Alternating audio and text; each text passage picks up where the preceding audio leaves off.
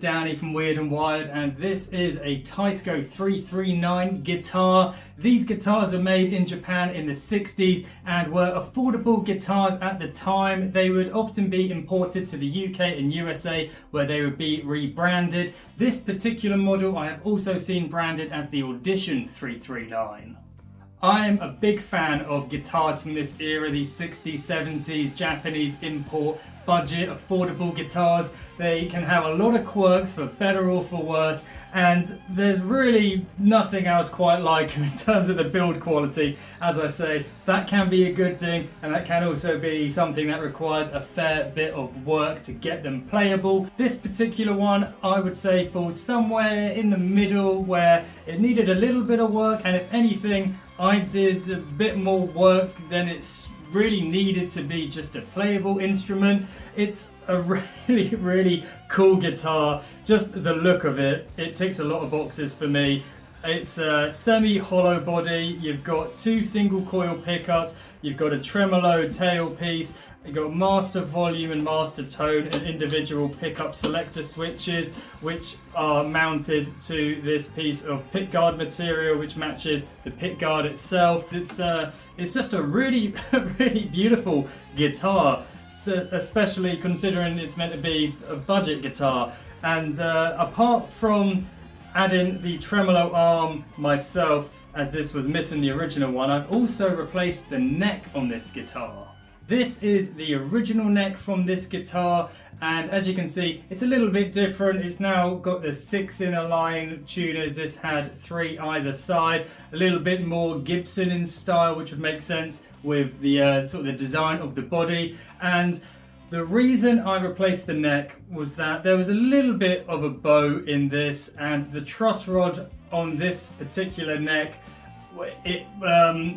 I find with a lot of these guitars, the truss rod is more for show than for function, and I got it as straight as I could, and there was just a little bit around the 3rd fret where it wasn't interrupting being able to play the guitar, but I wasn't 100% happy with it, so I thought I'd see what I had kicking about, and I had this neck. This neck came from a K E200 guitar, which, as you can see, is in a pretty sorry state at the minute. It's been parted out quite a bit, but I will let every bit of this guitar be used in some way. Nothing is going to waste, but the neck was the right dimensions, the right sort of fitting with the truss rod adjustment at the bottom to fit onto this guitar, and it's a little bit longer scale length as well. The original neck was 24 inches, this is 25,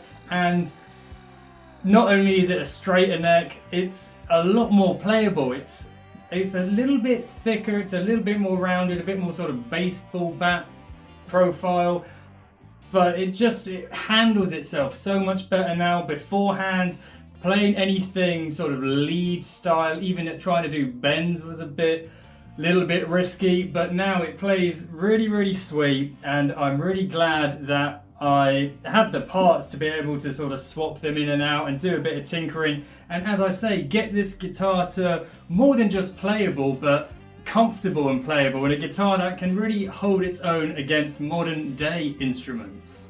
So that is everything that has gone into this Teisco 339 guitar, and here is how it sounds.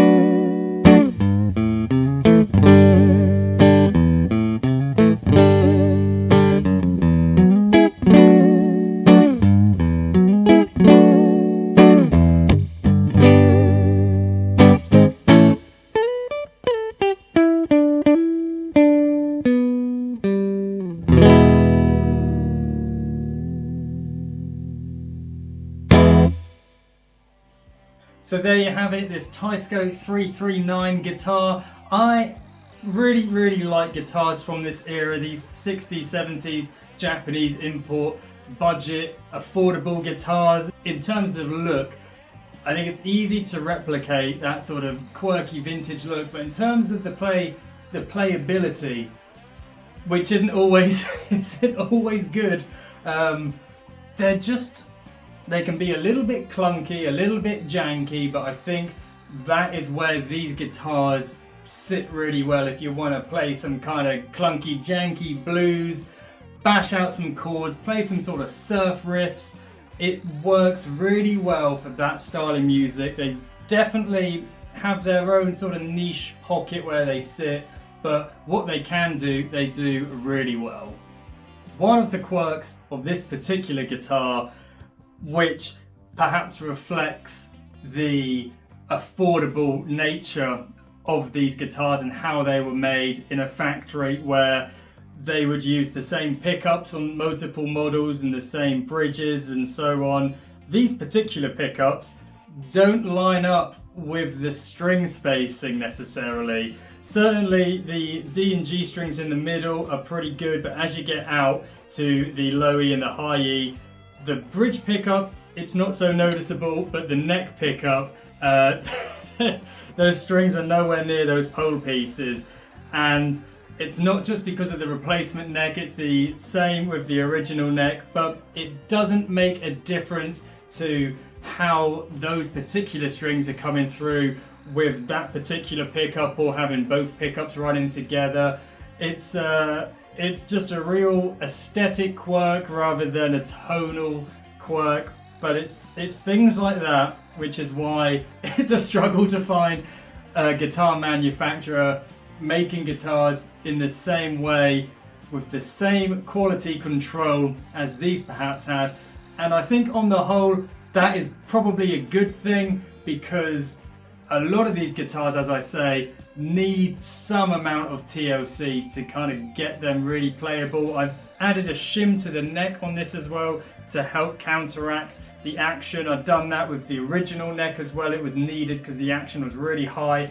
And I do think if you were getting one of these guitars way back when, or even present day now, if you were getting one of these affordable instruments as your first guitar to learn on, I can see that it might not be the best start to your musical journey. I think some people might get kind of caught up with an instrument that's perhaps not as playable as it could be without their knowledge that it's not as playable as it could be, or how to rectify those problems. But for a guitar project, if you like quirky guitars and you like tinkering about and just having a bit of fun with the process and with playing, then you really can't go wrong with these 60s, 70s Japanese affordable guitars. As for how this guitar plays and sounds, I'm really happy with it. As I say, I find this neck to be a lot more comfortable and playable than the original was, and these pickups, I'm always impressed and I always really enjoy these kind of single coil / gold foil style pickups that you'll find in the Teisco and K guitars from the 60s and 70s.